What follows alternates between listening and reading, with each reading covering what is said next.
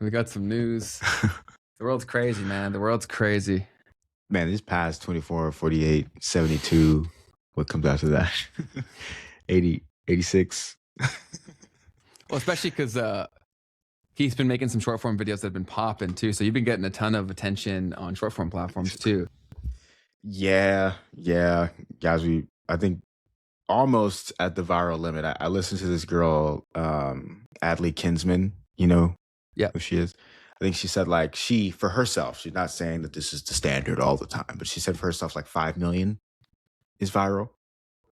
And we got one that's sitting at, I think 4.2 million views on Instagram. Yeah. So we're wild. close to that threshold of viral. Yeah. I think anything over 1 mil is pretty viral for sure. Yeah.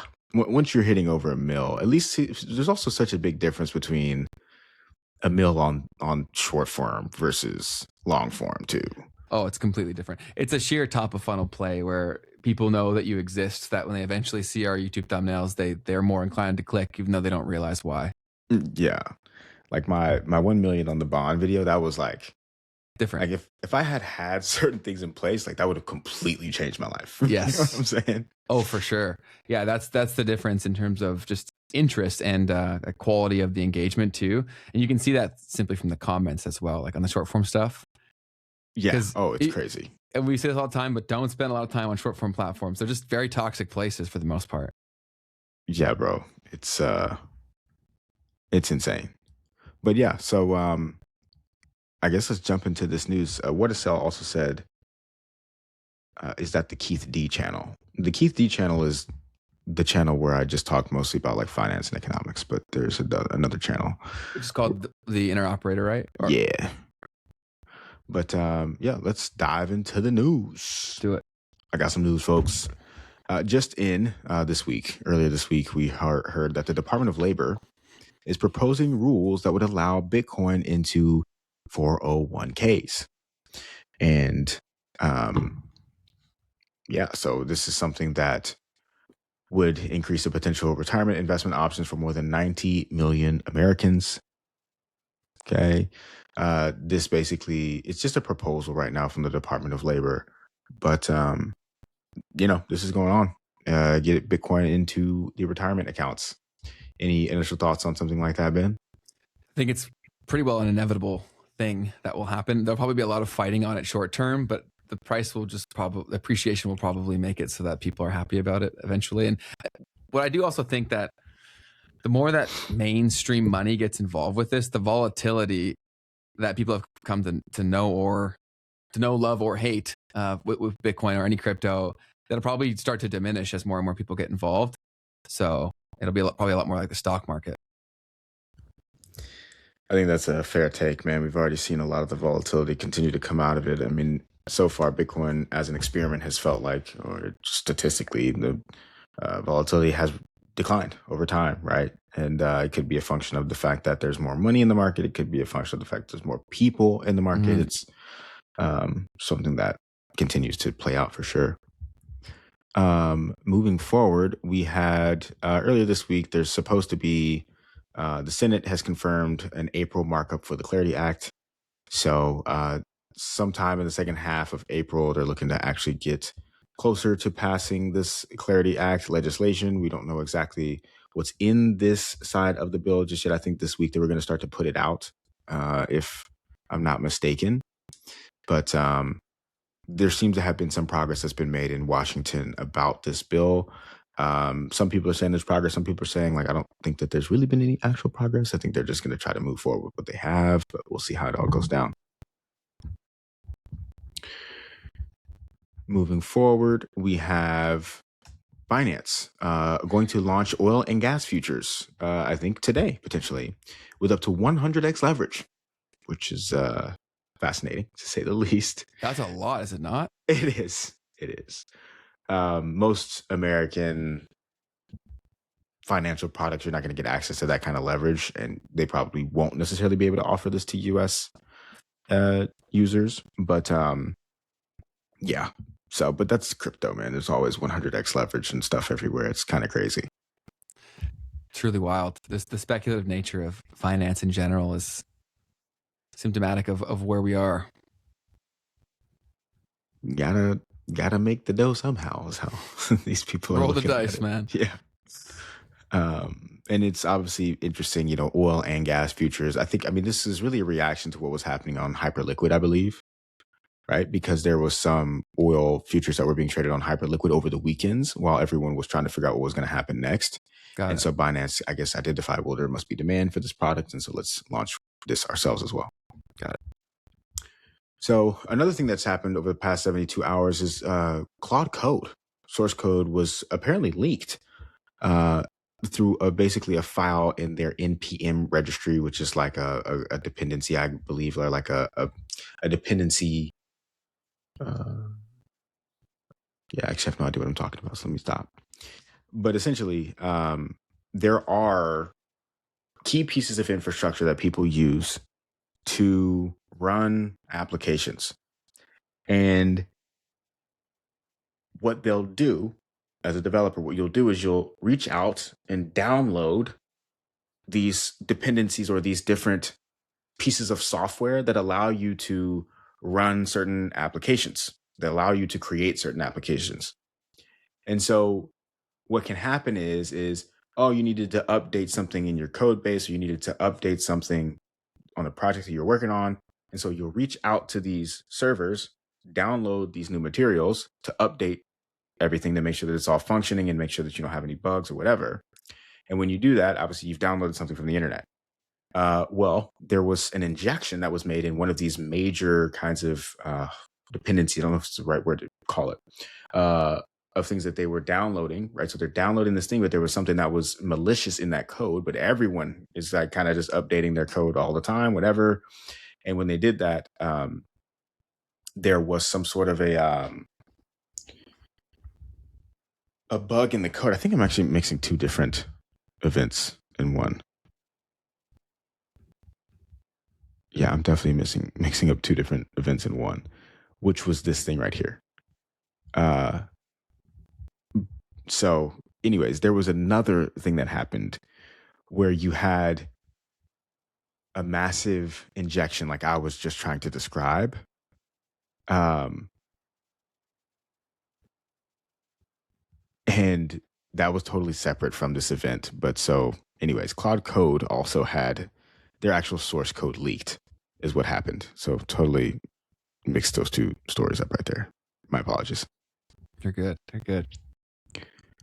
But moving forward, we had Allbirds. Like the shoe company? I think that's what it is. Selling to American Exchange Group for $39 million. Did you hear anything about that? No, 39 million. That seems like a big drop off from where they were. That's correct. I believe the company had reached somewhere close to like a multi-billion-dollar valuation at one point in time. Yeah. I hate apparel companies in terms of like, I would never want to invest in an apparel company. That's such a hard business. Once valued at over $4 billion, has sold for $39 million. That's absurd. It's like 1%, right, of their valuation. Well, they kind of are like very much targeted to the middle class, which is evaporating before our eyes, for one. And then, like any sort of trend-based thing, which these shoes kind of were, they were a unique take on a running shoe. I actually had a pair before, and there was nothing like crazy special about them. So it's not like shocking to see them fall, because even Nike is suffering. Like a lot of those major apparel companies are not doing very well because that's so consumer driven. Like, do people have enough extra money to go buy shoes they don't need? Exactly. Yep. Yeah, I mean, totally agreed that trying to get into a business like that, you'd have to have, or at least I don't know, I wouldn't necessarily want to be in it. Retail as well is also just something that's not great. There's so many things you can't control, which is always like my biggest concern with entering. That's also why I've only ever tried one physical product based business, and it was so much harder. Like, it was just such a nightmare to do, because there's so many things that can go wrong, and you're depending on so many people that probably don't care about your business to make it successful or not.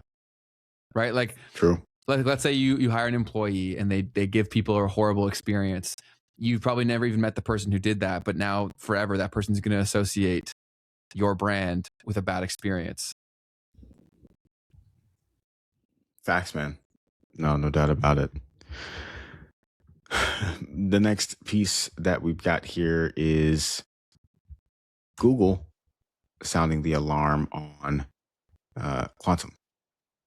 So This was everywhere yesterday. yeah, it was going crazy. Basically, quantum computing is very rapidly approaching the ability to be able to crack crypto. And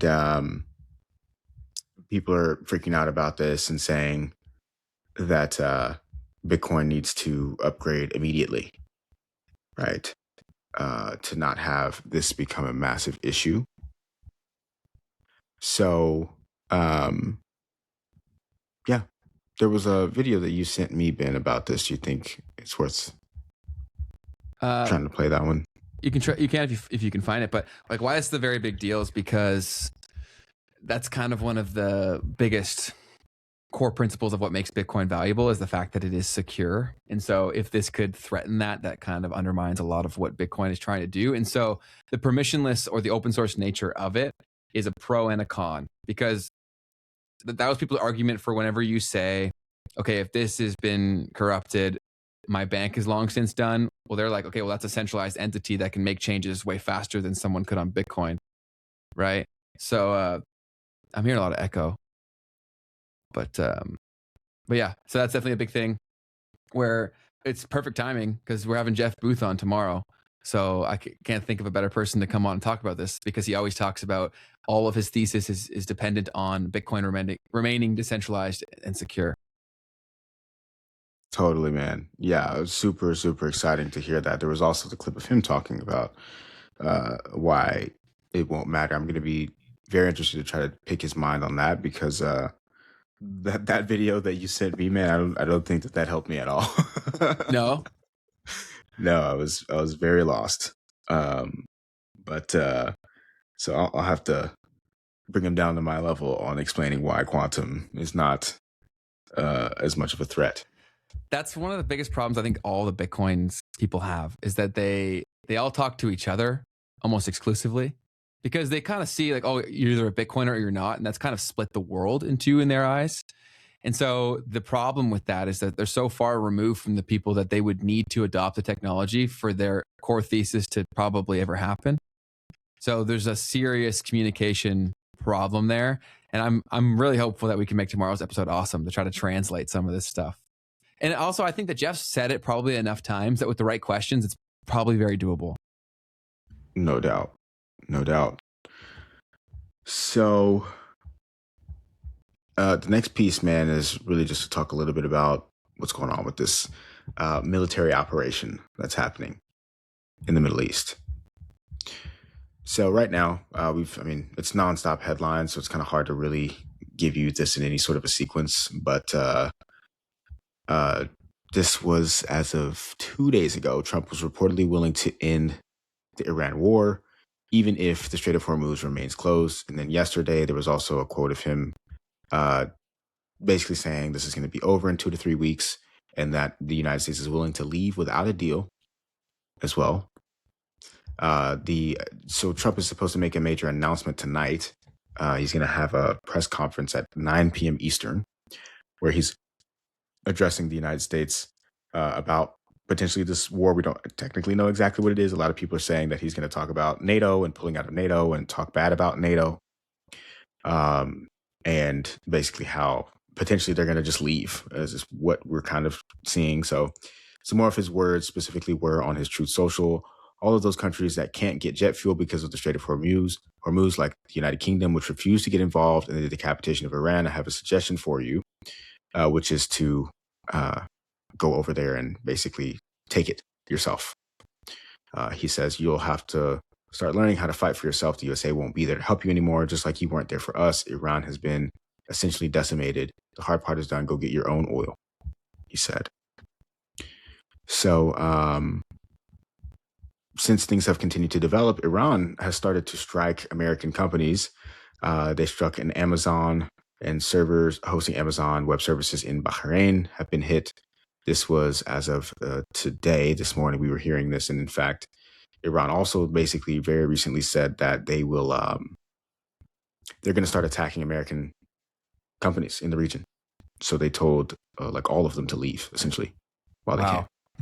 And the data centers things or cloud computing centers is such a point of vulnerability because it's fairly easy to take out, I would assume. And look at how much the internet freaks out when AWS goes down for a few hours, man. We're so reliant on this stuff. Yeah, facts. I'm sure there'll be some contingency to where, once again, hopefully American, or I don't know, hopefully just apparently maybe, there will be some contingencies and redundancies that prevent that problem from hitting people in other parts of the world. I don't really know how that works, but definitely fascinating to see that that's what the attack vector of this war is. Yeah. So when you get compute from these cloud service providers, at least how it works on AWS, because most of my apps are powered through that, is like you pick the region in which it's pulling the compute from. And so that's why basically when there's outages, they're usually isolated to one area. And so you could, like, sometimes some of my products will be more impacted than others, like vice versa. Gotcha. Kind of like with a VPN, right? Like where would you want it to kind of come out of? Sort of deal. Yeah. But once it's set up, like, it's difficult to change on the fly. You can't really do that. Gotcha. So basically, very select services will get impacted because they set up the infrastructure pulling from a specific place. Gotcha. Yeah, that would make sense because when you're building stuff like, it does exist on an actual computer somewhere. Yes, it's there somewhere. Yeah. So, all right. So, yeah, so here's the official piece on that, or not official, I guess, but here, what we're hearing is Iran has called on all employees of Google, NVIDIA, Apple, IBM, Tesla, Intel, and Cisco to leave the companies by 8 p.m. Tehran time on Wednesday, which is today, April 1st, 8 p.m. in Tehran, which is, I think, about right now. After that, they're going to start to hit these centers up. So anyways, that's kind of what we're seeing coming out of all of this. There was an idea this morning that was being put out that Iran is potentially looking for a ceasefire, and then Iran's foreign ministry responded after President Trump's claims that they asked for a ceasefire, saying that president's claims that Iran requested a ceasefire are false and baseless. I woke up to seeing the ceasefire and I waited for this then news to come out because I figured that would come out.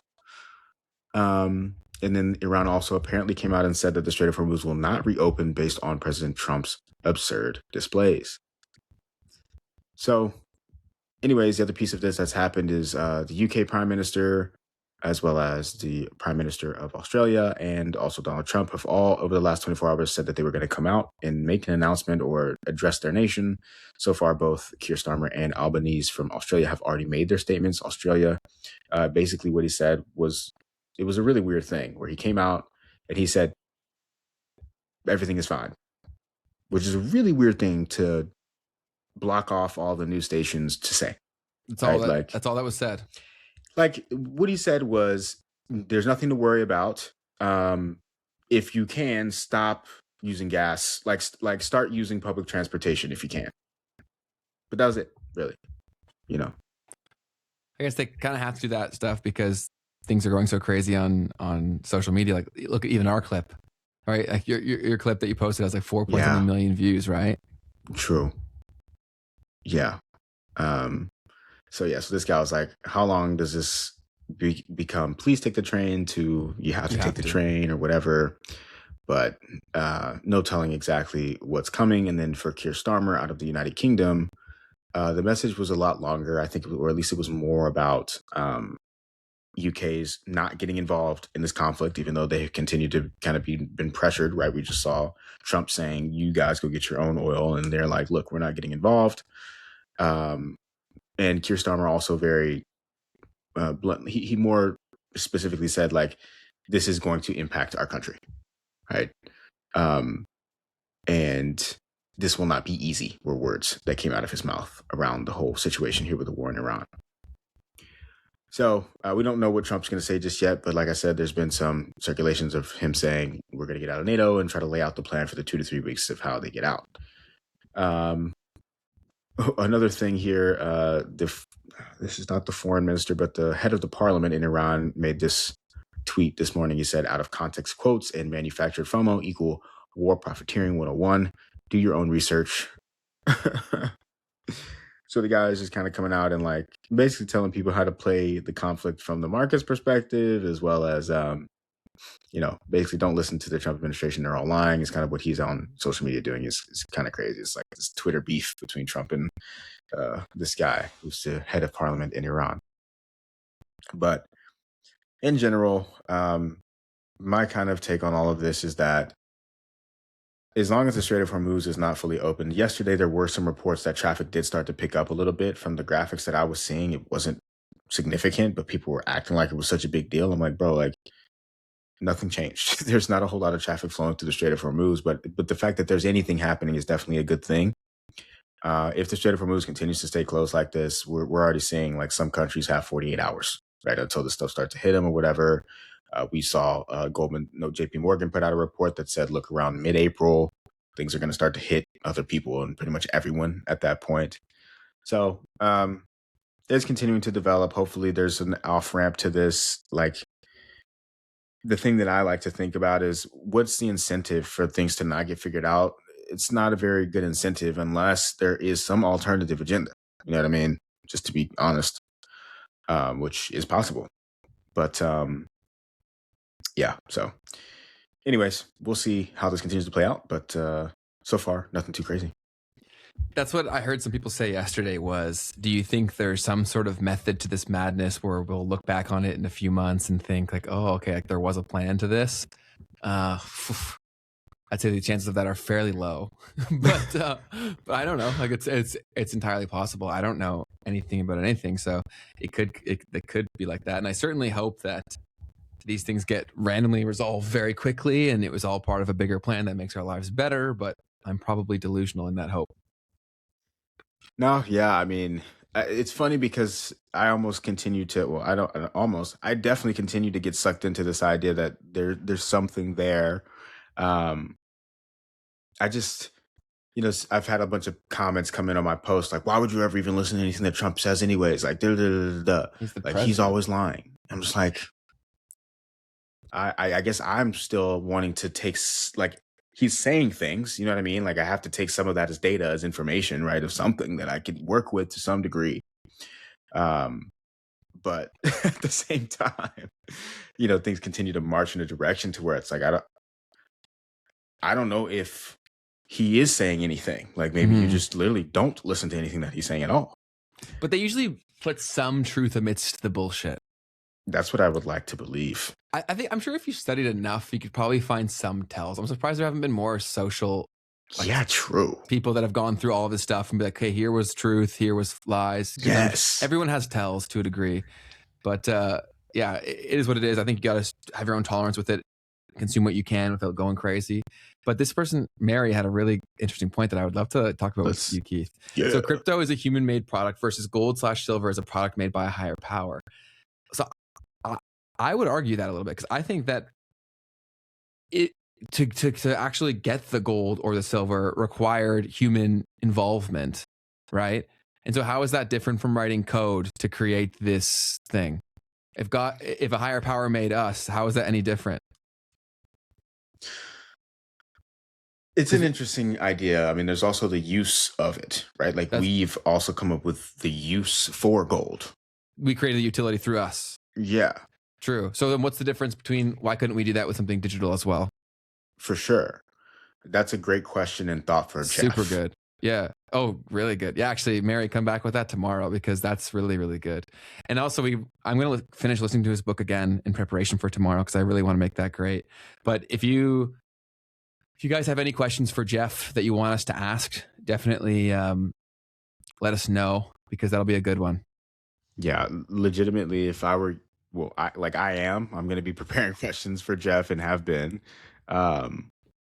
It's not that, oh, he's just some crazy, amazing human being. It's just, he has published his thoughts, right? And he's continued to elaborate on his thoughts. And these are very unique things that are being said. So there's a cool opportunity here to ask him really good questions that can make.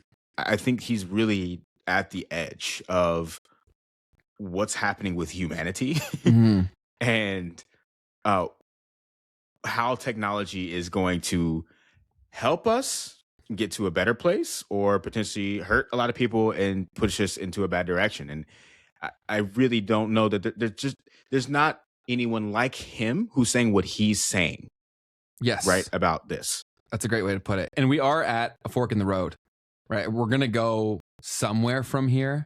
Something's got to give, basically. And you can feel that in everything you do, everything you touch, every person you talk to. There's this uneasy feeling. And to me, it feels like we are, when dogs can like hear the lightning before it strikes and kind of deal like that. I feel like as humans, we have similar abilities. Yes. And I kind of feel like that's what this is. And so, yeah, Jeff's proposing, even if he's like way off, these kinds of conversations are the most important thing right now because a lot of suffering, poverty, really exists because of our very outdated and flawed systems. And they're going to usher in new ones regardless. Do you know what I mean? Yeah, we're definitely walking into a whole new situation. Sorry, Jeff Booth, because Sorry, probably haven't fully said it a whole lot. But also, why I find his point of view so interesting is because he does have a lot of experience with online entrepreneurship, from what it sounds like. And in his book that was published, when was it actually published? Because he talked about AI and predicted things with pretty great precision. So let me see when it was released to see how impressive these predictions were. But yeah, that'll be a great episode. Definitely tune in. When was it released? It was released in January 2020. So 6 years ago. So those predictions are fairly impressive given that then, because he said a lot of it with some pretty strong conviction. And I also love with him is that he gets a lot of hate because he's currently saying things that just are going against how everybody thinks. And he has this one line that he repeats all the time where he says the natural state of the free market is deflationary. That's his thing. And so if you go to older episodes that he's talked on, I saw this one comment that was upvoted a ton was like opening line on a date. What's the natural free market? Or what's the natural state of a free market? I was like, yeah, that's perfect. That's a qualifying question for a date. That is perfect. But it'll be super good. Yeah, I'm super excited because I'm gonna have a lot of opportunities to feel dumb, and I'm just gonna rock with it. I'm gonna lean into it. I actually think that's good though, because almost everyone he's spoken to, I don't know if maybe they're mysticized by who he is. They don't say like, I know my mom wouldn't know what you're saying. Can we try to say it? Can we think of an example here where maybe that would make it click? Yeah. Yeah, and this time I won't have to even think about it like that. I'll be like, sir, for me. But yeah, man. I got some stuff that I got to get your reaction to, Ben. Go for it, man. So Kalshi, one of these popular prediction market platforms, has launched this new campaign, and it's kind of making waves all over the internet. And it's super fascinating because this is all in the middle of this kind of major debate that's happening around these prediction markets platforms. Are they legal? Should they be legal? And in what way? And Kalshi has clearly tried to distinguish themselves from Polymarket. Is basically what's happened over the past week here. They're like, look, we are not that. This is what they do. This is what we do. And this campaign is, in a way, kind of directly touching on that. So they put this out a couple of days ago, said not all prediction markets are the same. Some are regulated in the United States, some aren't. Kalshi is, which they're pointing directly at Polymarket. It came out over the past couple of days that Polymarket is registered in like the Cayman Islands or something like that? I don't actually know. Somewhere offshore. And I didn't know that technically. So they said rule number 1, we ban insider trading and we enforce it. Okay, so this is like hanging off of a building somewhere. Rule number 2, no death markets. Not in the US. They are illegal. And I thought that was an interesting statement to make. And imagine you see this on your park or your bus bench. Like, if you have to say that about your product, I think the product is kind of messed up, man. It's madness, bro. And then like also like you don't do it because it's illegal. You know what I mean? Like that was the thing that came to my head. And I did see someone else comment on that. And then this guy also said, not in the US is doing a lot of work here. It's like, okay, do you do it somewhere else? Um, and then someone else, yeah. So this guy said, look, what type of sales pitches? We are slightly less amoral than our competitors. That's what I was thinking. Exactly. And then I'm trying to see. Yeah, this guy said, but only because they're illegal. Like, exactly, bro. Like, what is going on here exactly? So, um, interesting uh campaign here. Definitely a little bit controversial. And them trying to distinguish themselves against Polymarket. Any initial thoughts on any of that? I just think the whole prediction market thing in general is so crazy. But I do think that these may be the things that wake everyone up to how far things have gone with gambling and how bad that it is. Because so many people's lives are being silently destroyed by these things because it's culturally normal, right?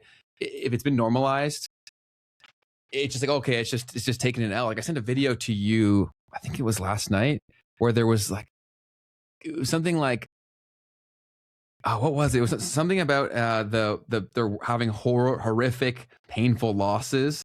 And they're like, should I tell my girlfriend about it or something like that? And it had hundreds of thousands of likes. Mm. I'll try to find it. Oh, like the losses in the market, you're saying? It was about gambling. Oh, and gambling. Gotcha. Yeah. And the video had so many likes. I couldn't believe it. It's kind of wild too, because I mean, there's this whole culture around like that being a joke too. There's like this joke where it's like, I told my wife I lost $100,000, but I actually only lost $50,000, so I have a $50,000 buffer to bet with. Yeah, it's bad, man. It's become so normalized. But I do think this is the year where there's probably a bit of a counterforce.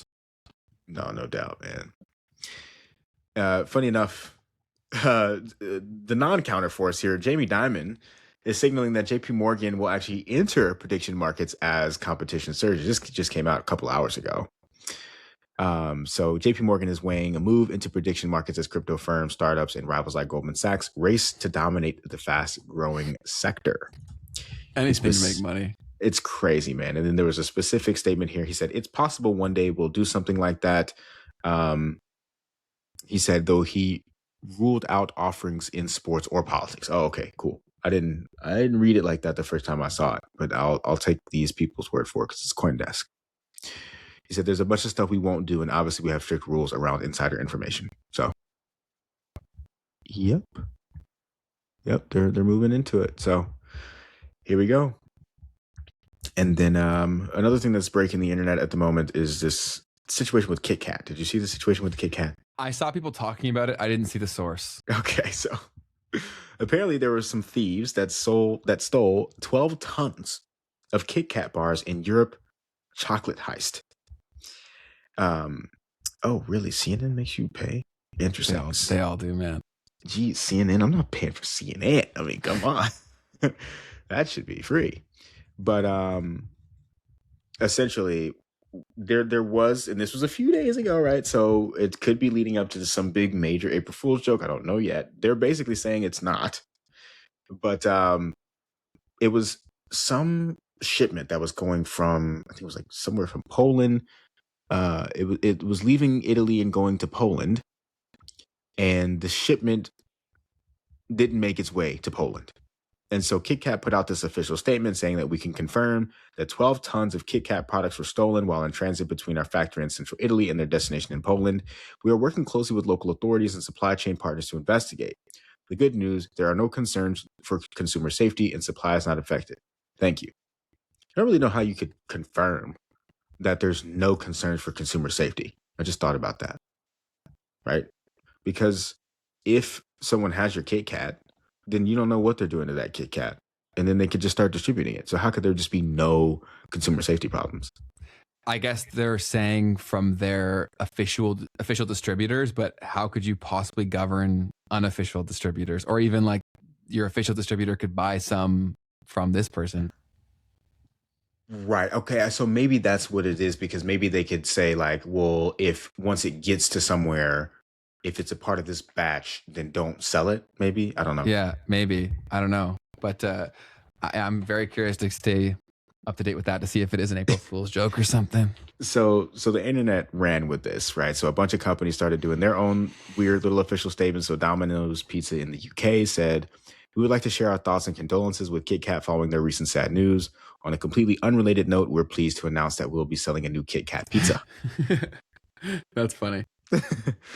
So you had quite a few of those going on. Here's Ryanair tweeting about the Kit Kat situation.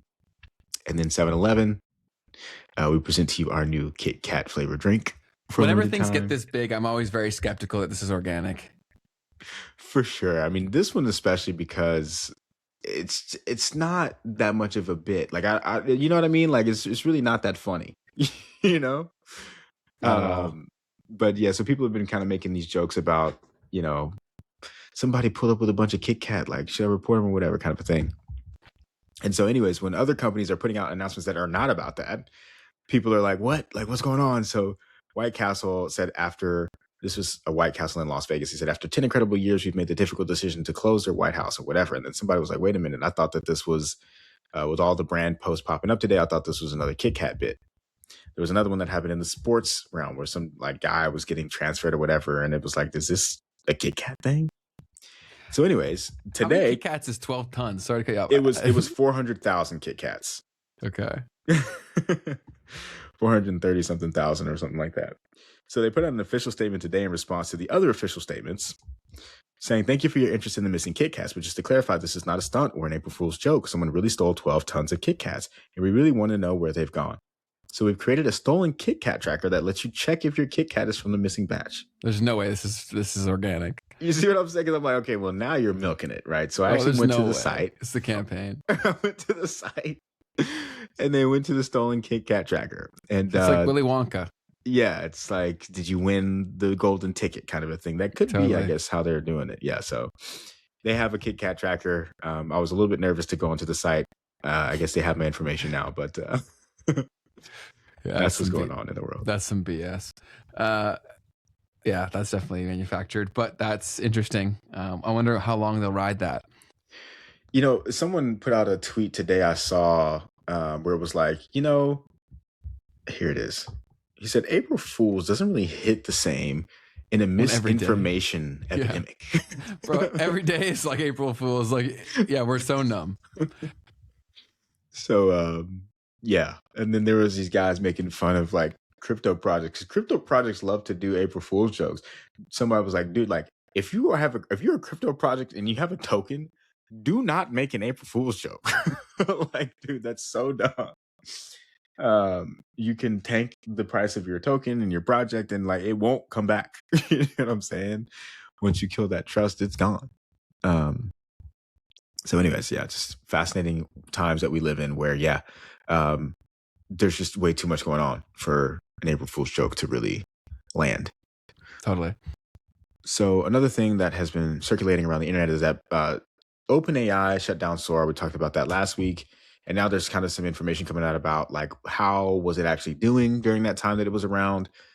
This Polymarket tweet has said that OpenAI Sora video platform was reportedly losing around $1 million per day before they decided to shut it down. I even saw some other reports that there was a day where they probably lost somewhere close to like $25 million in a day, just probably on the launch when everyone was starting to use it at once.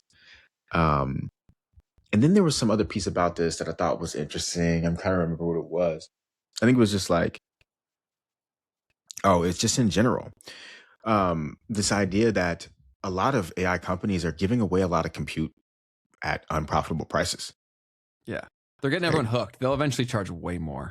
And just imagine that, right? Like your business is dependent upon these things in 1 year from now, and it is 5x the price. Yeah. Well, I think the winners will have won so big, they'll pay it. Oh, no doubt. No doubt. No doubt. And so it'll be very fascinating to see how this continues to play out. But, I'm trying to milk it as much as I can while it's not crazy expensive. No doubt, man.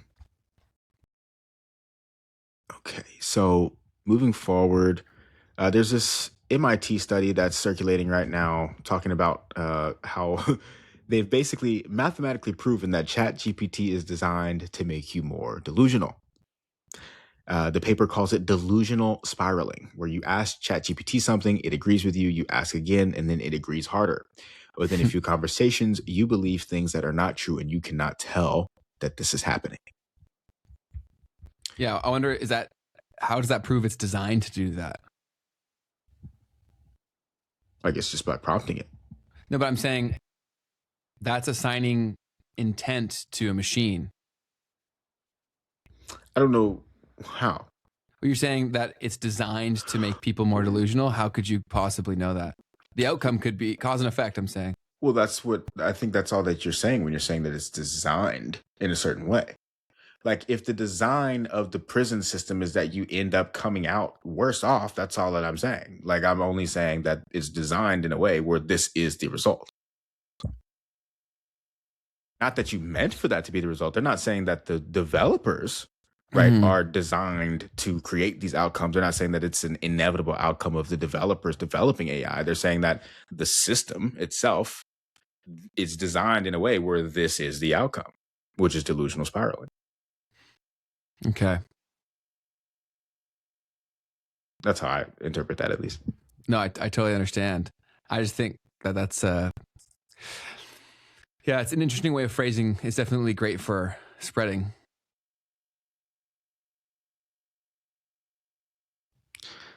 So they called the paper sycophantic chatbots cause delusional spiraling even in ideal Bayesians, which is a type of statistical thing. Seeing the penalties that social media companies are now having to pay for their products being addictive and manipulative and stuff like that. Like, you definitely got to think about these things. But for me, you had to be looking the complete other direction to not realize that was going on for like a decade.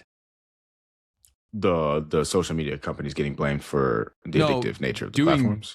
Deliberately making it addictive. They said it out loud. Oh, okay. Like they weren't trying to hide that. So I'm just confused as to, is that just how slow governments and bureaucracy moves, where like it takes that long for that to be a thing? Or is that deliberate? I mean, that's an interesting thought. My mind goes to the idea that from a legal perspective, you need the damages to accumulate to a level to where it's worth it. It's where you can't fair. Yeah. It's where they can't argue it. There's enough of a chance for you to win. Yeah. All that stuff. Yeah. That's like we're seeing in a lot of people doing online businesses right now, where people are doing anything. They're breaking so many laws, dude. Like there's a lot of things going viral right now on Twitter where people will use social proof within their app store listing or whatever, saying like trusted by 1 million users, and they launched it that day. It's like, yo, what? And then because a lot of these people are very young kids, and so they're like, everyone does it, who cares? It's like, well, everyone might get sued at some point, brother. Yeah. The ones that survive, at least. I definitely think about that stuff too, because, well, especially once you have this new administration in and they're talking about like using AI and stuff to upgrade all their systems. My first thought was obviously like the IRS itself, right? Like if they get good enough at what they're doing, like people are going to be like auto audited. You know what I mean? There's some stuff like that. But even in the FTC and other agencies, that could totally become a thing. I don't even know if we'll have to submit tax returns in the next 5-10 years. They'll probably just automatically do it. That would be pretty cool. It'd be cool. To some degree. There's pros and cons for sure. But yeah, it probably would be fairly automatic. Yeah. Yeah. Some there's ways in which that could be cool, you know, depending upon how they administer that kind of a thing. Moving forward here, this is not real. I want to let you guys know up front, but I thought it was a very interesting idea. Gucci launching luxury baby diapers. The top of the K. So I thought that this was a very interesting thought experiment. I didn't know if it was real or not at first, but I still think it's worth sharing because it just shows a lot of humanity, right? So this guy just said, "This is the biggest proof that brands were created to make fun of people. I swear, even if one of the world's richest people buys it, there's no mind in it." Yeah, I don't know. Just to me, this isn't really all that different than any Gucci product. Like it all is that in a way. All brand names are, yeah, that's what they're doing, right? They're selling I have this, you don't. So it's such an interesting concept, man, when you really, really think about it. And especially, I guess, look, like my thing, I'll always have a soft spot for cars, right? Because there is an engineering aspect to it, right? There is an actual function to the thing. But people say that about whatever they like. But like, yes, see, and I know it to a degree. But at the same time, listen. I'm listening.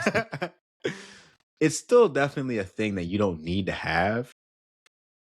But like, come on, you know what I mean? Like, it has a physical, real thing that you can experience that you otherwise wouldn't be able to. Like for me, it's same thing with a plane. Like, so I'm just a motorsports guy. I guess is kind of how it all comes down to. Like, you have different kinds of planes. You know, some just get you from one place to another. But like a fighter jet, like there's only so many people in the world who will ever get to fly a fighter jet, right? And those are people that are pilots in the military. But with a car, it's a little bit more democratized. If you have the money, then you can have the experience of going that fast in a car. But not legally. Oh, if you take it to a track. Yeah, okay. So what kind of fancy car are you going to buy with your yacht studio? The both of them at the same time. Yeah. I'm gonna drive my car on the yacht. No. No, it's not even like that, man. It's just like I don't need to own that. I just want to be able to experience it from time to time. You know what I mean? So which car comes to mind when you think about that? Oh, come on. There's plenty. There's plenty of them. Hit me with a few.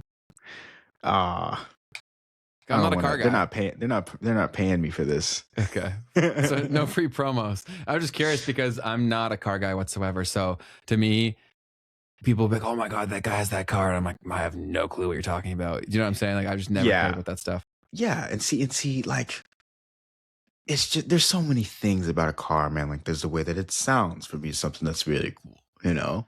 Are you one of those guys that when they hear a car, they like turn, look at it, and you know exactly what it is? I actually am that person. Wow. It happens when I'm out. I'm like, oh, I can hear exactly what that is in the distance.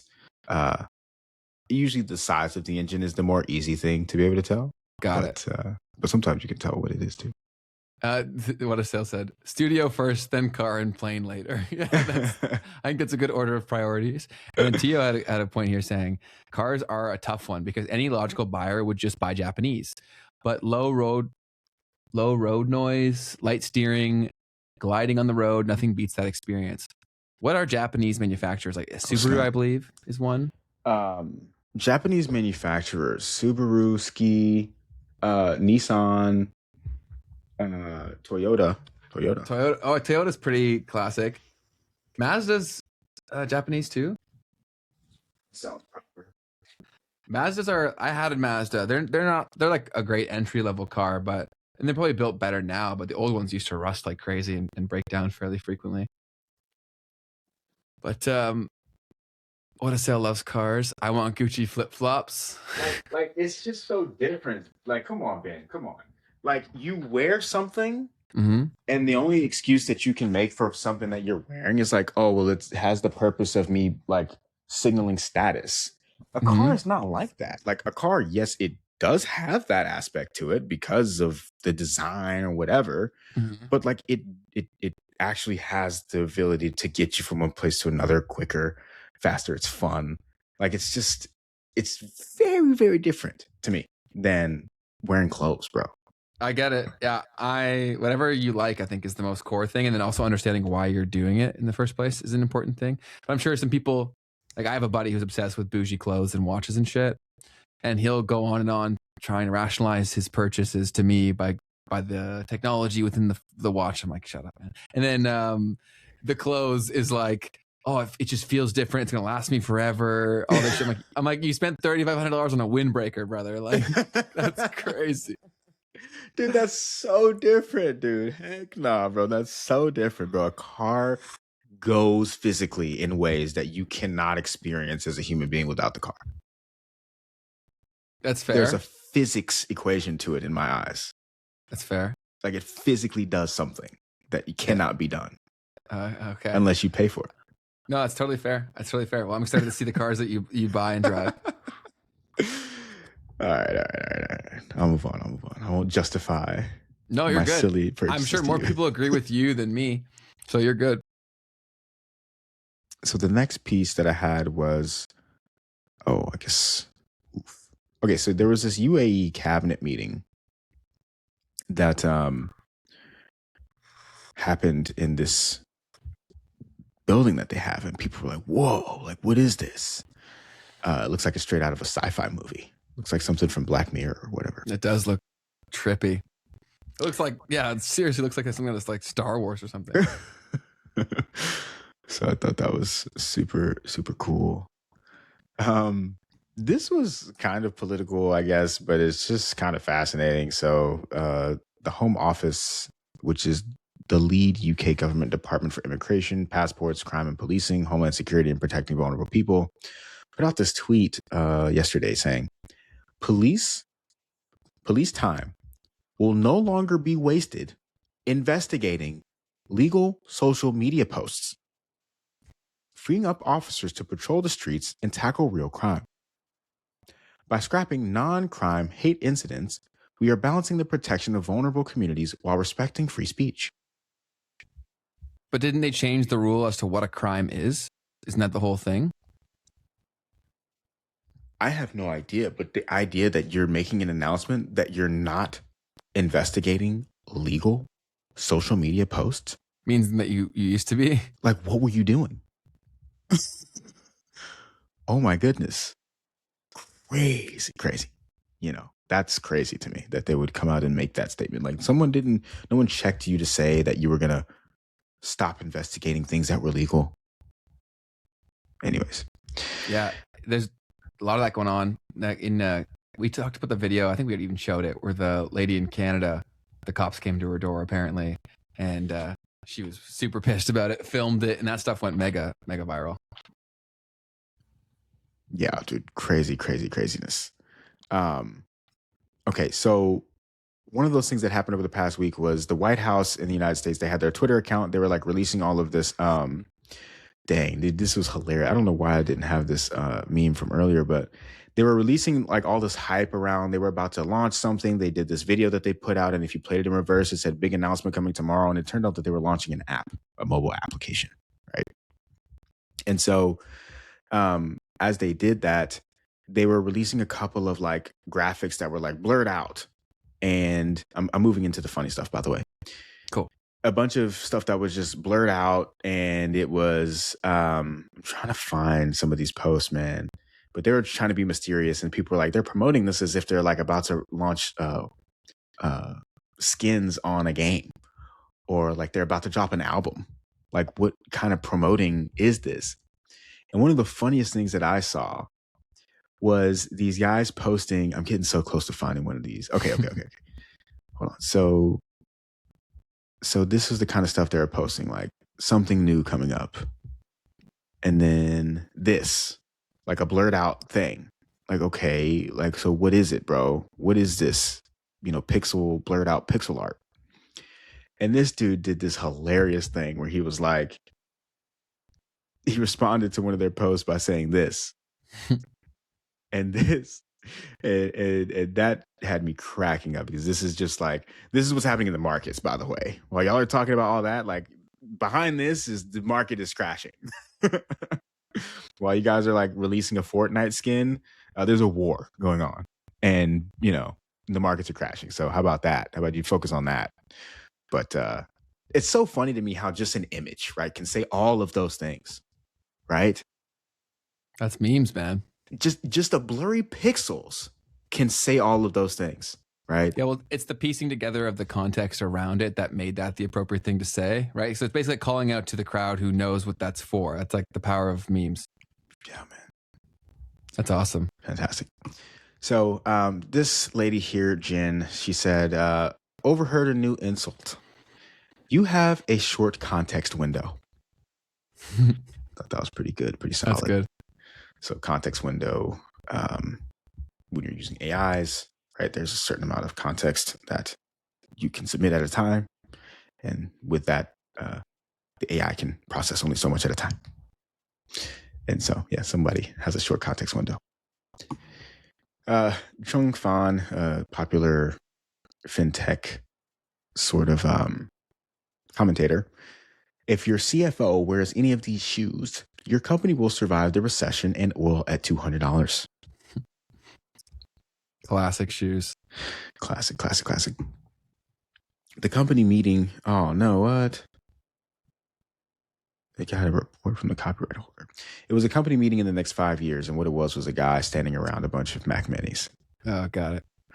And then this one was kind of funny. So it's tax season in the United States. Greg, popular meme account, said, if you're working on your taxes this week, don't forget to report your income from illegal activities and stolen property. Because the IRS. Is that real? Is that what it says? I think so. What? That can't be real. Maybe not. Maybe not. No way. That's awesome. But man, that person's video got taken down or photo got taken down because it was somebody else's. Maybe that's what it was. What did the thing say? Isn't that what the little watermark said? Yeah, it said that the image was removed in response to a report from the copyright holder. Yeah. Got it. Because we've had people just taking our clips and just posting them and adding their own watermark. That's crazy. Crazy, bro. I love that you actually commented on that because that's insane. That's what brought that hater to us. They're friends with that person. Oh. Yeah, so they're like, you know that memes markets isn't a real business, right? It's like, but stealing people's content is a real business. Right. So yeah, so guys, because we had a bunch of people that were reposting our content, we put a watermark on our videos that we were distributing on like Twitter and stuff like that. And so funny enough, because I think this account has retweeted us before, if not mistaken. I'm not sure. I don't know. Either way, they take our video and they put a watermark on the video of our video. And it's like, why would you put a watermark on that? Like, you didn't do anything. I know. That's like straight up theft. If they're reacting to it and they're speaking in front of it and they're making it something different, it was literally just ripping off our entire clip. They added subtitles. Okay. I guess that's what they're saying. They made it different enough. And then they added a watermark. I was like, that shit's crazy. So I replied back saying, adding a watermark on our video is absolutely insane. Wow. So yeah. Crazy stuff going on the internets, but we always love the exposure. You know, we're not saying don't expose and share our content. Please do. Please give credit. But the unfair thing here is their page is monetized and ours isn't. Right. That part. So they're literally robbing us. Yeah. For sure. Because now their page is, we're paying them money from all of our work and we're not getting any of the credit. And then another massive page reposted their post that was stealing our post again. Right. So Altcoin Daily, one of the biggest pages in crypto, reposted that person's post. So then we were getting double stolen from and not getting credit. And then later, after I called them out, they added us in they linked to us with a reply. It's like, no one's looking at that shit. Yeah, for sure. So to Altcoin Daily over here, just so you guys can see how this kind of works a little bit too. Yeah. See if it's... They post a shitload. Did I just go back that far? That's so confusing. What am I looking at? Oh, I'm not on the right page. I'm like, what am I looking at, dude? Did reply. Oh, that's not him? Oh, no, that's a fake one, I guess. Yeah. As I try to teach some... social media literacy. Yeah, exactly. I can try to find it too. Okay, here it is. There you go. Okay, right there. Right here on this page. But you can see the videos from Diana. Yeah. Right? Who was the person that took the post. So the person who stole our post is getting double the credit from one of the biggest pages in crypto. Yeah. So, anyways, just so you know how the game goes around here, this is what's going on. And it's funny shout because out to Altcoin. Yeah, Altcoin Daily is a very popular show and one of the biggest pages in Twitter that talks about crypto. But it's just funny because, well, a lot of these people that do these repost pages, they are younger kids too. And it usually is their livelihood. But it's like, come on, I'm not even having a problem with you taking our content. Just give us the credit. Mm-hmm. And so that's a major thing. And obviously he sent his gang of goons after us. But also, so that page that took our stuff is claiming to be a woman. I bet everything I have, that's not a woman. Yo, for sure. That's a known thing on Twitter where these people impersonate being females to try to get stuff. And people used to always reply when I would do hiring posts, and they'd have like these pictures of girls all the time pretending. And then I knew how they talk because a lot of them are from India, and Indians, they have a certain way in which they type. Like Interesting. I can spot an Indian's typing like this. I know Chinese people do too, because I used to do back and forth with Chinese suppliers when I was in high school, when I would mass order jerseys and stuff. And so I know exactly how they type. And there's certain words that they say where I'm like, whatever your education system is that brought you towards English, they always default towards that. Fascinating thought. Yeah, it's super funny. Now with AI, some of them that aren't lazy will use AI to make it not sound like they're from a certain place, but most of them don't do that. Super interesting. You got some digital forensics going on with that. It was also so funny when in high school, when I used to message the Chinese suppliers, I would like talk back to them like they talk to me eventually. Because I'm just like, obviously they talk like this. This will be faster if I just try to talk like they do. And I'd simplify it down to just be, Is it Chinese? That actually makes sense too, because there's very structured language. It's a very like direct language. So you can leave out a lot of words and still get the there was message no across, personality or extra touch to it. It was like, how many pieces you want? You know what I mean? Yeah. This next one, not as funny, just interesting and real. This guy said, imagine explaining this to someone in the 1970s. This guy, Parker, said, I'm charging my doorbell with my couch. That's a lot of stuff that we look around. We get so used to whatever we see enough, like a few times even. We're just like, okay, this is our new normal. 100%, man. Real quick. This one I thought was pretty funny. Upshine3 said, ATMs be having $4 withdrawal fees, talking about cover your PIN. Cover your PIN. You the thief. You thief. They do get outrageous, man, with all the fees. And now I've been noticing a lot of extra stuff. Like I have an American bank account, and they just recently raised the balance that you have to hold in there to not have fees. I'm like, bro, people are getting super broke, and now you're adding in more fees to the equation. That's because crazy. You're broke.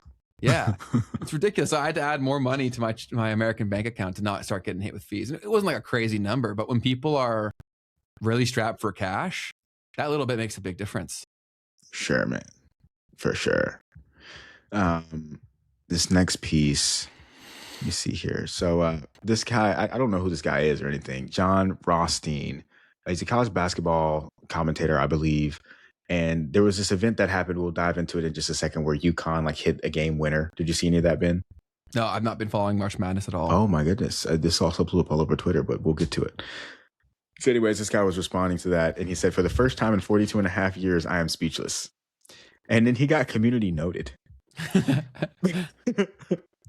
Because he's literally said this at least once a year almost for the past 6 years. Even dating back to 2010, he's said something like this. So this was in January of this year. He said, for the first time in 41 years, I'm speechless. He said it in January 2nd this year. I haven't been speechless this much in 41 years, but I'm absolutely speechless at the officiating of this game. He said it in April of 2021. He said, for the first time in 37 years, I'm speechless. And even going back all the way back to 2010, he said, I graduated my college class most likely to have had a conversation, and I'm speechless about what's going on between Pitt and Tennessee. So anyway, so I guess the internet called him out for that one. If they start doing a lot more of that, these platforms will probably be less waste, right? If they get community noted with that, you're saying. Yeah. Because then it's now, he's doing that clearly because that worked for him, right? But if that's just a sheer lie, like that's not the best. Yeah, man. I think it's hilarious that someone's been following him enough to know that that's just what he does. And yeah, I thought that was pretty interesting. So I'll show you guys what actually happened in this March Madness game, and then we'll break down this thing that's breaking the internet about the situation. It's a few days old now, so bear with me, but fascinating situation. To go. Got to cut and run through the ball. Who better than this guy? Get it into Boozer. Back for Sarr. Ahead. Boozer. That ball deflected and stolen by Mullins. Caravan, 2 seconds. Mullins tosses it up. It's good. What a finish. Crazy into a game. So this guy's also a freshman at UConn. So everyone's like, this guy's a freshman and so on and so forth. But the craziest part about all of this was the coach's reaction to this guy hitting this jumper. And it What? and it was just this wild moment because this guy has throughout history kind of had these things that he does that are kind of like, iffy or very just like, like he's a normal person, right? At the end of the day. So anyways, here's the clip of how the coach reacted after his player hit that shot. What a weirdo. That's crazy. So he gets up all up in the ref's grill, yup. My team's like that. Exactly. And so now a lot of people were like, bro, you just risked a bunch because there was 0.3 seconds on the clock. Oh, you could have got something for sure. Like that could have been bad news. Gotten teed up easily for that. And a lot of people are like, he should have been teed up. That's kind of crazy. You're not supposed to touch the refs. No, that's crazy. It's super crazy. But so anyway, so this guy's actually had some moments like this in the past where he broke the internet. And it's funny because I had noticed, I definitely have seen this one before. So this one was from back in 2018 where he had this moment where people were like, me on Twitter versus on LinkedIn. So let's play this real quick. Super loud. Okay. How about that? First year coach. I did see that.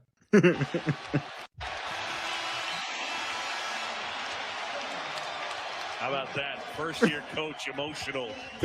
I did see that. That's funny. And another moment that he's had, this guy said the Darren Hurley offering the ref his glasses and then asking him if he's tried laser or LASIK is one of the funniest things I've seen in basketball. This wasn't, I'm not sure when this was from. With 25 seconds on the shot clock, they will not be charged a timeout, and they will have one. Saying he's blind.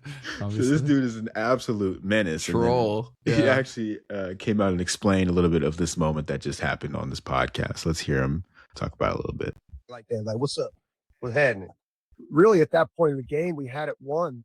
And he's such an easy guy to work with during the game that I thought he was coming over to chest bump me to celebrate the shot. Because it's not like that for me with him. Like my experience with him has been, we haven't won every game. I haven't agreed with every call, but so that was in no way was that like me and a ref that I had been at their throat the whole game. Like other points in the game where I had my arm around them, walking like out of the timeout. We were cracking jokes and laughing. With that situation. Now the one at Marquette, when I was on my man's neck, screaming into his neck, like, yeah, I mean, that was a guy that's like coming right up to the line. So anyway, the dude's just a character. And breaking the internet. So next one that I had, I think this is the last one I had. This one said, I got one more to throw in there that I got from cool. Abs just posted it. Perfect. This one said, anyone using AI more than me is a mindless drone. Anyone using a loser. Anyone using AI less than me is a moron destined for the permanent underclass. Bro, that perfectly captures what goes on Twitter every day. 100%, man. That's so 100%. Good. I see this one from Abs. Let me go ahead and pull it up. Yeah, it's from Fox News, but Abs just posted it, so I figured we'd give him some love.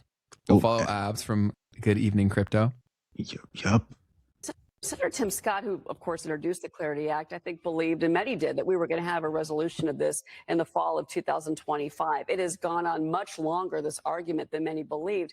But talk about that 48-hour time frame. Do you really believe that we're going to have resolution in 48 hours after all of this? I'm very confident we're going to see progress. And the reason for that is we need to finish the job. It's true. The Genius Act passed last year was a watershed moment for crypto and for the crypto economy. For the first time, we had sensible rules in place that govern this important part of crypto. However, it's important that we provide a full market structure into which the crypto legislation from last year can fit. And that's what Clarity fundamentally provides. I do think that it's important that we finish the job, in particular on deciding which tokens, which crypto projects really should fall to the jurisdiction of the SEC on the one hand, and which really are better served by oversight over at the CFTC. I think Chairman Scott deserves a lot of credit. He has certainly been persistent, even patient, as we've worked through a lot of these issues. I think that with all the progress that we made over the last several months, it's exciting to see that we're moving towards a markup hearing in the Senate Banking Committee, hopefully as soon as in the next few weeks, and ultimately a floor vote and passage of the bill with a signature by the president to follow. Okay. All right. 48 hours. Yeah, What do you I love say? how he gave himself an out. He's like, we will see progress. It's like, Right. But the more that I think about all this stuff, like we look at the rise of Professor Jiang and how relevant he became, like, it's kind of shocking how small of a character crypto is. Like, it is truly shocking to me. Obviously, we're so close to it, but how do people not see where the puck is going? Like, either way, like if things go well or horribly, and I think it's only one of those two things, crypto is one of the main characters. So I think that it'll be super interesting to see which way it goes, and at what point do they turn on the faucet? It'll probably be X money. I don't know, but like, and that'll be wondrous for the growth of our show because like when that happens, if you go back and you guys want to study some stuff, like go look at the kind of views that were getting pulled during previous cycles. This last cycle was never really had the blow off top altcoin season, so it wasn't really that big of a deal. But previous cycles, if you go look at what these YouTubers were pulling in terms of views, and then think about how now short-term creators are literally everywhere, things can spread very, very fast if things move at all. No, for sure. For sure, man. No doubt about it. It'll be cool, interesting to see how all this develops from here. Because I honestly also feel like crypto's at a moment where, like, we're going to need to see something. Like, we need to see something being used, or this whole thing is just, I mean, a lot of it has been a failed experiment. You know what I mean? Yeah. Or like we said, like it's so hard to see what the objective was until we look back at it all. But it certainly seems like the blockchain at the very least will be very involved out of necessity for the world that the elites, or whatever word you want to say to it, want to create.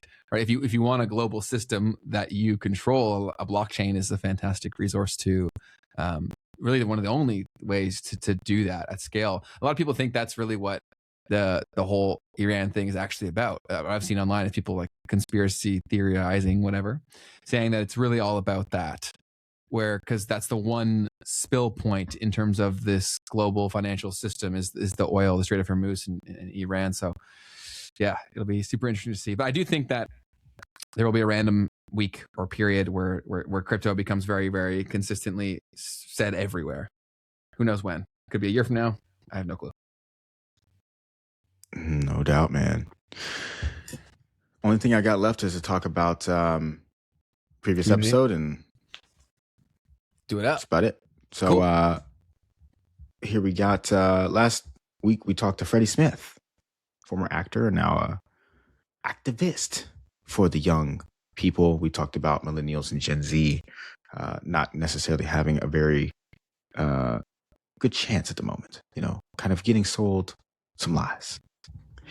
And we had some cool comments. Arl Decoy said, excellent episode. Can't wait to read the upcoming book by Freddie, and we'll follow his channel. It was also nice to hear more from Ben, who is in Canada. As a Canadian viewer myself, this is becoming my favorite channel. I hadn't seen that yet. Yeah, it's 2 hours ago, I guess. So it's since we've been on. I think that episode will do better long term than it did live. Fair. Absolutely. I think it was a great conversation. A lot of fun. Shout out to Arl Decoy. Holt Aircraft. It's funny, my grandmother, born during the war in London, actually understands her grandkids' situation better than my parents. That kind of makes sense. Mm-hmm. True. And then happy birthday to Keith, because it was the day after Keith's birthday. So Thanks. Happy birthday month or week, King. And then Sins of Jack said, been listening to Keith for a long time, and I finally took his invitation to come to the show.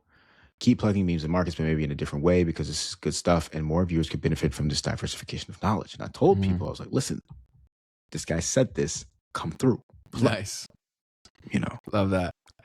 Yeah, I just think that there is so much news going on in the world. And so until there's a very specific thing that brings them to our show, it's hard for people to sign up for something new like this. But I do think that as long as we keep having on great people, it'll just happen. Yeah, 100%, man. It'll happen as it does. Yeah. Anything else that you saw from the last episode's comments? No, I just think that it was definitely an episode worth watching. We've also had some great clips cut from our producer Asipa on our short form platform. So definitely go show that some love over on Instagram. We're on Twitter. We're on TikTok as well. TikTok's actually far and away our smallest audience, which is totally fine. Hilarious. Yeah, it is hilarious. But I'm totally cool with that. TikTok is like otherworldly trash because Instagram, of course, there's the brain rot element there, but at least you are more prone to connections and DMs, right? Like I'm sure that will be a fantastic tool to get guests and things of that nature. Whereas with TikTok, it's like sheer brain rot, and I feel icky when I leave that place. But what a sale says, once you are here, you are family. Absolutely. That's correct. That's absolutely correct. But no, I think that's also why people will start to do this is that, and people have to get pushed to a point where there's a specific reason that brings them here. Maybe it'll be Bitcoin. Maybe it'll be explaining a crypto thing. I don't know what it will be. It'll be something that like they need to have. And then they'll come in, have a way better time. They don't feel like shit. They'll see all the people in the chat that are smart, kind, and actually like not pieces of poo. Do you know what I mean? Right. And then they'll be like, oh, this is just a better place. This is what the internet kind of was supposed to be in a lot of ways. Are we perfect? Absolutely not. But we certainly try to get better every time. And I think that's more than a lot of people can say online. For sure, man. It's super cool to see the people in the chat and how you guys converse. It's really, really cool. It's really cool because I join live streams, I look at stuff, and it's just very different in other places. That's all I can say. The chat will be what grows the community because like people in here have such unique perspectives. And what I love about it is that, and I actually want you guys to do more of this too. Like if we're ever saying something that is completely wrong, feel free to correct us in the chat. Just like find a source and tell us why we're wrong. That actually makes the episode so much more valuable too. So always love when you guys participate, contribute. That's the most fun. And if you are somebody who has been a silent watcher, or if you're watching this on the replay, like come hang out. You'll enjoy the experience. And we love seeing what's said, and then it also does shape the content in real time, which is really cool because even if I don't directly call to it, it totally shapes what like where we go. You know what I'm saying? We both see it. The guest sees it sometimes too, so also be aware of that because sometimes people say some mean shit. But yeah, we were missing RD in the chat today, probably because of the different day. It's also another reason why we didn't pull the viewers we normally do on this one is because we've never streamed on a Wednesday before, or I guess until we were streaming like way back. But that stuff does matter. Right. Yeah, no, definitely noticed that today. I thought it was super interesting that people have a rhythm, that you guys have a rhythm with us. And it's very habit forming, right? Yeah. So that's a great question saying, are you going to put it on later? No. So great questions all across the board. You guys are very perceptive. So DC Per says, what's the age demographics of memes and markets? I can actually tell you that. I was thinking about, is that information that we want to give like that? Oh, just like very loose stuff. Would you care about the age ranges? I mean, I don't care. I'm just thinking about that out loud. I don't mind it. I'm just thinking about if that's something that, but yeah, I don't care. Okay. Well, I'll say a few numbers. These things will change. But as of today, over the last 28 days, 90% male, 10% female, or they say female. They should say women, right? Isn't that what Nicole said? Well, I won't go there. Okay. I don't know how any of this shit works, man. But and then the actual age breakdowns are 28% 25 to 34. 35 to 34 makes up the bulk, or the second largest one, saying 25.8. And then we have 20% that is 45 to 54, and then above and below. I think we have a big opportunity, and I would love to start capturing people who are the 18 to 24 range. That only makes up 5.4% of our audience. And I think we need to do a better job of trying to speak to them. So we got to find on people who they like. Right? Yeah. I mean, I found this to be so fascinating because I figured the conversations that we were having would be super attractive to young people. It's the length of the content that's the problem. It's got to Oh. be somebody who they like enough to watch a podcast, who's probably never been on a podcast. Because we're so accustomed to long form content and YouTube and podcasts. Bro, my sister would like never even consider watching something that was 3 hours. Like there's no world where they would even consider it, right? I think that needs to change. I'm seeing some content start, which I think down the line it'll become a thing where the longer the content will actually become kind of a flex of I have the ability to watch this. I'm not brain rotted kind of deal.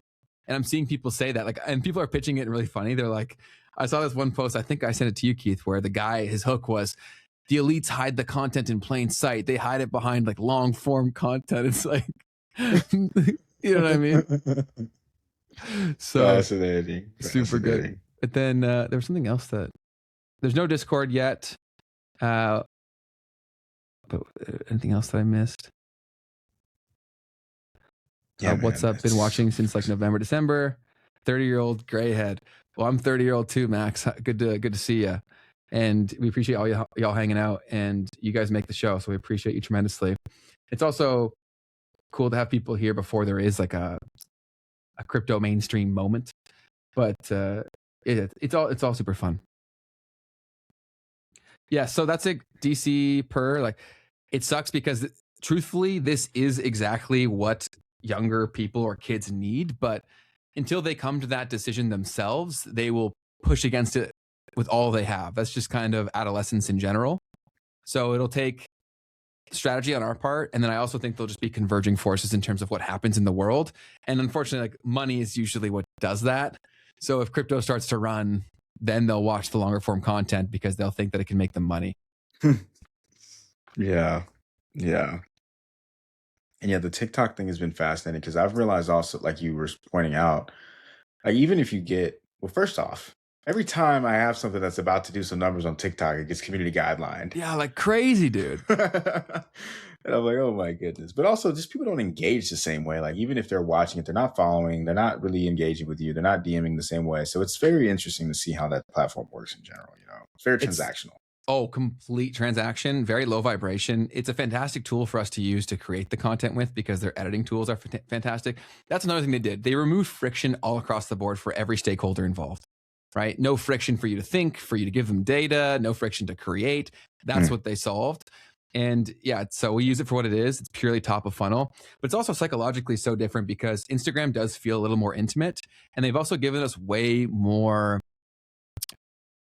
tools to actually build a business and build relationships. Like TikTok was always very weird about their DMs, right? Like they just never really became the thing. Whereas Instagram kind of sees themselves as a messaging app. They've said that a lot. That's why they prioritize shares so much, because based on their feedback and data, they can statistically see people spend more time if they go to DMs through some form of their session.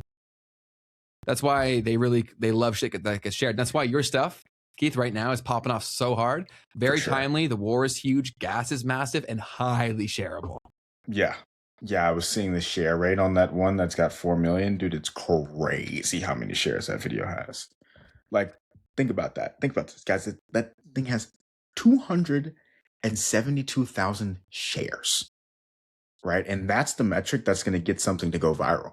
Because think about it, they're going to share it with one person. Totally. They might share it with 2 people. They might share it with 3 people. And if those people find it shareable, they're going to share it with their people. And that's how you get a viral post. Oh, totally. And that will do wonders for the eventual growth of our show. It's very much a top of funnel thing too. And I thought when you would talk about the quantum threat, you would talk about the BIP 360. What are your thoughts on it? I don't know anything about it. Did you read enough about that? No, I'm guessing that's like the upgrade for Bitcoin and stuff. Like, I have no idea about that. I'm not going to lie to you. Got it. Yeah. And so I already threw this up here, but it's super cool. My brothers and I enjoy the content. It makes us feel ahead. We're between the ages of 19 and 26. That's amazing. That's really what we're trying to do, because we've got a lot to provide in terms of different zones. Like, I think that I can do a better job of teaching like online entrepreneurship here. I think we should definitely do some episodes on the businesses that I've built, because I think I can make that very tactical in terms of go do this. Because, man, my family's always like, because I've been saying the same shit for like 7 years, and they're always like, Ben, it's not that simple. It actually is. It actually is that simple. And especially now, it's so much easier. Back then, I gave them a full blueprint and it was that easy, but there was more resistance and fear and stigma. Those things are all pretty well gone now too. And you have tools to supplement the boring shit that I used to have to do. It is so easy to be an entrepreneur, man. Like one message I would say to people is if you are somebody who has tried something before and you failed, please try again. It's so much easier now. Like, yes, back when I was starting my first businesses, like serious ones in college, yeah, I was that guy who had already failed a bunch of businesses. So I had learned a lot. But now you don't have to do that. There's videos for basically every problem you could think of. And AI is wildly good. So all these people are like, not everyone can be an entrepreneur. Have you tried to be an entrepreneur with AI? It ain't that hard. Yeah, I hear you, man. I totally hear you. No doubt about it. It's in a lot of ways to be an entrepreneur. There's very few times where it's been as hard to come out of college and get a job. Yeah. It's probably never been easier to be an entrepreneur. Great point. So, My hope for the world is that we get to a place where everyone is in some way, shape, or form an entrepreneur or working with one. And then nation states have to basically compete for people to live in their country.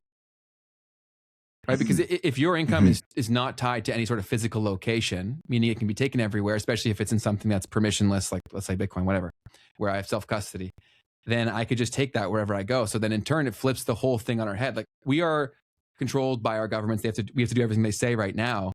But if the financial situation were to change, that whole dynamic flips. It becomes a competitive marketplace for people. Dope. That'd be sweet. Dope, man. Do you have the Spotify ready to go? Last thing, and then we'll wrap it up. I do. So guys, this podcast is on Spotify. It certainly is.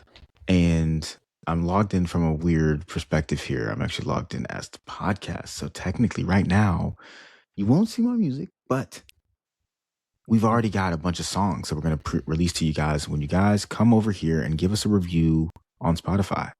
Yeah, man. Look, it's making me listen to the show first. What I'm going to do, I'm going to listen to the show a little bit. Welcome back to Memes and Markets.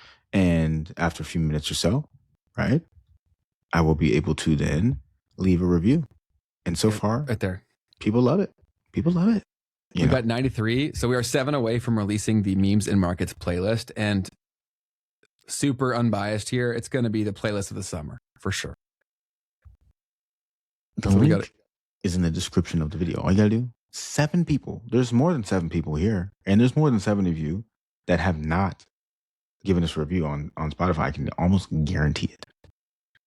So Monkey Business says, we just got to give away McDonald's food vouchers to get the younger people in and we'll be good to go.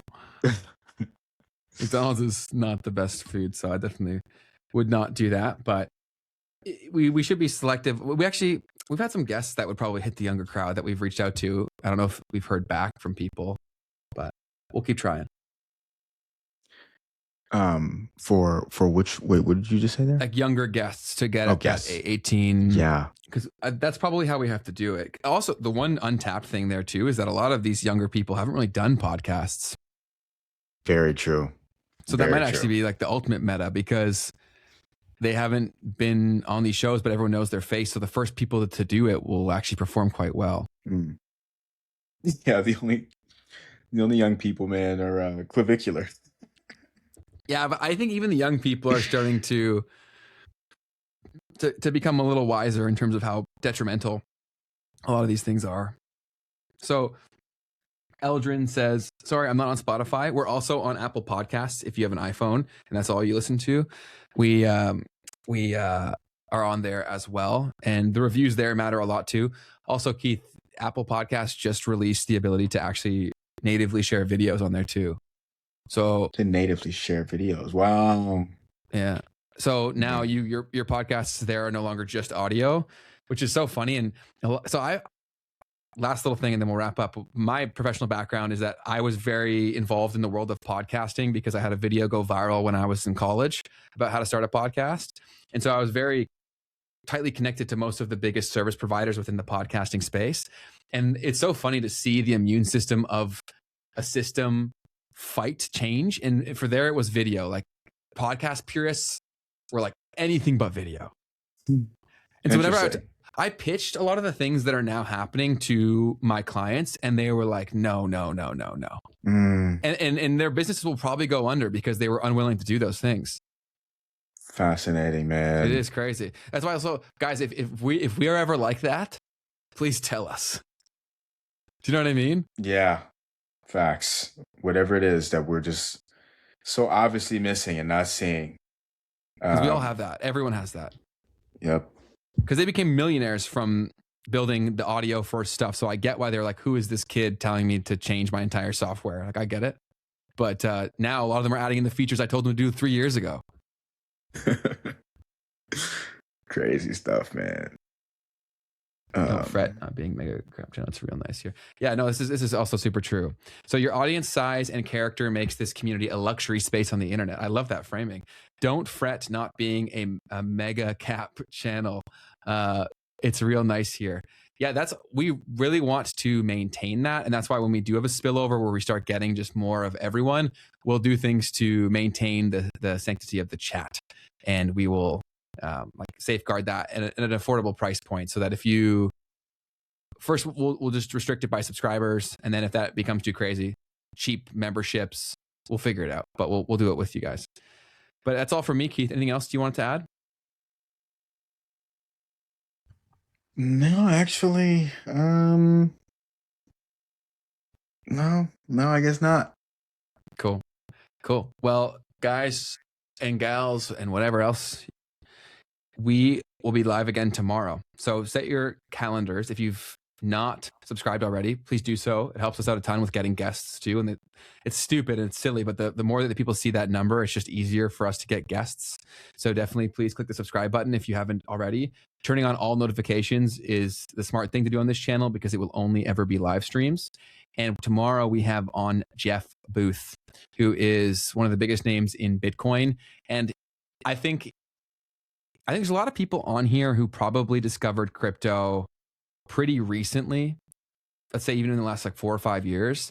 And the thesis for the attraction to coming into this space is very different than what it was, let's say 10 years ago or even older than that. And I think Jeff is kind of more in line with what the original goal was with this stuff. And so I think it can be a great jumping board or whatever you want to say it, for people to do different kinds of research. Because I think there's a lot of stuff that's out there that you and I actually got access to because there wasn't so much bullshit. Facts. Do you know what I'm saying? Where 100%. Where these people are just so inundated with garbage that it becomes so hard to develop a compass for value. And I think that Jeff Booth may be somebody who helps people do that. So well said. So well said. Like Andreas Antonopoulos, nobody knows who that is, but he was the OG evangelist of Bitcoin. He was the one who would literally go to physical rooms and preach to people about this thing back in the mid 2010s. And I just found some of his lectures because I was looking in 2017, 2018. Yeah. But dude, that stuff is buried now. But what about all these conspiracy theory people that are so deep in the weeds? Like I said on a bunch of different shows before, when did they find crypto? Because they're going to, man. Yeah. They're going to. Honestly, because what's the final chapter in all of this stuff? Sovereign money. Right?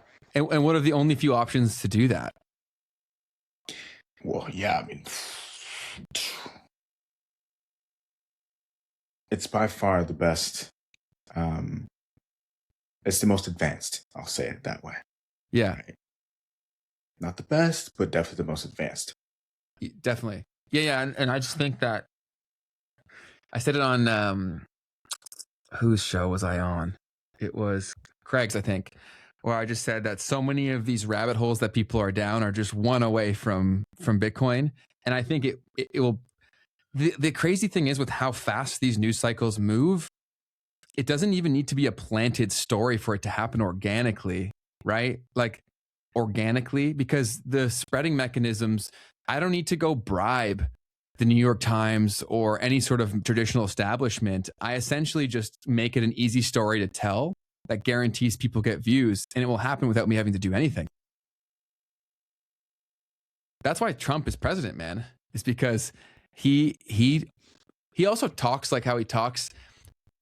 I'm sure part of it's just who he is, but it's also incredibly easy to either repeat or poke holes at or in, which is the perfect delivery mechanism for a social media first president. Like I was working on my book yesterday, and there's going to be a decent chunk of it on the whole Trump phenomenon.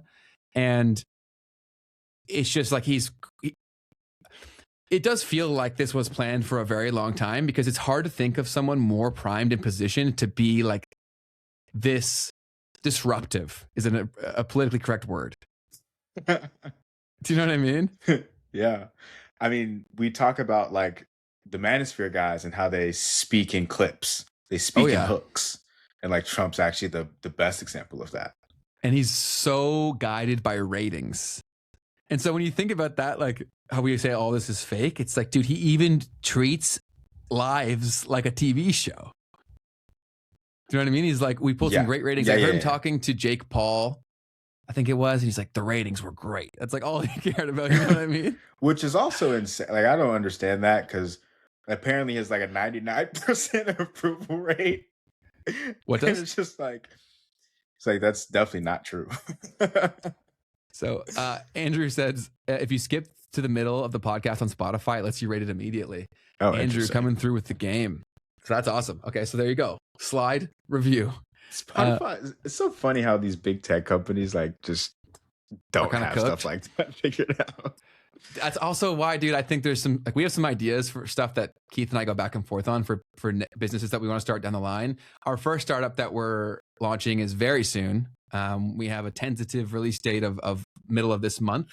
So you guys will be hearing a lot about that very soon. But then we also have some bigger swings that we want to make. And like, whenever I see these massive tools and the errors that they have, it's like, maybe it's because of all of the shareholders and stuff like that. There's just too much bureaucracy for them to fix these things. I don't know. It's also no telling. You also got to think about, when you have that many users and that many shareholders, the risk of change is so high. Oh yeah.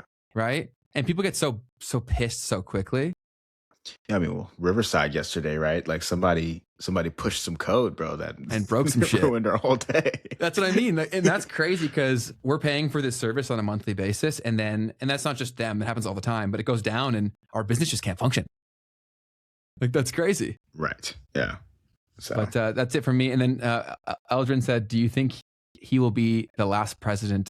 Like he said, I don't think he'll be the last. Did president. he say that? Did he say that? Oh my goodness! I don't know. I definitely, like, a big part of my thesis is that I don't want to find out. Like, I don't want to be around to really, like, not want to be around. I want to be having multiple passports by the time that this term is over. So Tio says, well, he's going to win midterms, no doubt. I think there'd have to be some radical changes for that to happen. I don't think he's going to win the midterm. Who knows? Maybe the master plan gets executed faster. Yeah. And then maybe he becomes like, I don't know, he totally changes the entire script. But I would be so shocked, unless there's some radical change in developments, for him to win that. But there's no shot at this point. There's no way. I mean, but what's interesting is his lying and stuff. Like, some people are definitely still riding with all of the stuff that he's saying. And I'm not certain that he's lying or whatever, but it gets to the point to where you shouldn't take what he's saying at face value. You have to kind of look at he's lying. You should, by default, in some ways. For Teo's argument, I will never say never, because I lived through the last election here in Canada. There was no world where Carney should have won that thing. Like, literally zero. We've had 10 years of liberal government, and our country has collapsed, dude. And then it's like when you're going back to the same abuser. I'm not saying the conservatives would have been any better, but how do you get like beat up by the same people, and then they put out a new guy and we're like, yeah, I want more of that. It's crazy. Man.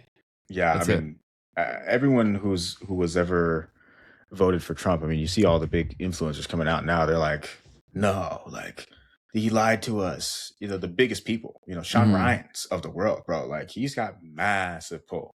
But there's some stuff that Trump could still do that like I will never talk about on the show, but like there's some stuff that he could do that I think he might try to do that would totally change the dynamic of the situation. Especially because if you've been paying attention to what the biggest figureheads have been saying for a long time, they've always said like, I hate him, but I hate this more, or these things more. And so he does have some tools that he may try to use. Fascinating thought, man. My main thing was like, if the thing that got him in, or like that really pushed the needle to get him in, you know, the whole incident in Pennsylvania. Listen, I'm not, you know, I don't know what happened for real. But like, if he could pull something like that again, you're saying like yeah. If some event like that happened again, you know, something to bring people together in general, right? Because that was what that moment was. I'm not saying that they planned that, but what I am saying is that that moment brought America back together again, and under him. Yeah, you know what I'm saying? Yeah. That's So absolute madness. But yeah, Thomas says because in Canada, there's so many homeowners in Canada with their retirement tied up in their homes. Yeah, they've got the whole country dictated by that whole thing, but we've talked about that so much. But that's Thomas, good to see you, man. Hope you're having a great day. But that's everything that that I have. And yeah, tools is just the best word that I could think of, because in politics, like it's all like a game to these people. It seems like across the board. Like, I don't think any country is it not like that. But America is definitely the biggest spectacle because they control the news cycle everywhere. Troll. But yeah, want to wrap it up, Keith? Yeah, man. Appreciate everybody sticking around. Amazing. Be sure to hit that like button and subscribe. Be sure to turn on the notification bell, because guess what? We only are going to notify you when we're going live. Fact. And if you haven't already, and you're watching this to the end, and you have a Spotify account, or you are Spotify curious, hit that link in the description and give us a review on Spotify. We have 93. We're right there. 7 away from releasing the Memes and Markets playlist. So I am hopeful that by this time next week, we will have that released to all of y'all, but that's up to you. So I hope you go ahead and do that. But we appreciate all of you tremendously. We will see you in short order. We'll see you tomorrow at 12 p.m. We will be joined by the one, the only Jeff Booth to discuss Bitcoin and all that stuff. So thank you guys so much. Appreciate y'all hanging out with us. And that's it for me. Make today the best day of your life, folks. Peace, guys. Stay curious. I'm going to wrap it up right. Hey, you made it to the end of the clip.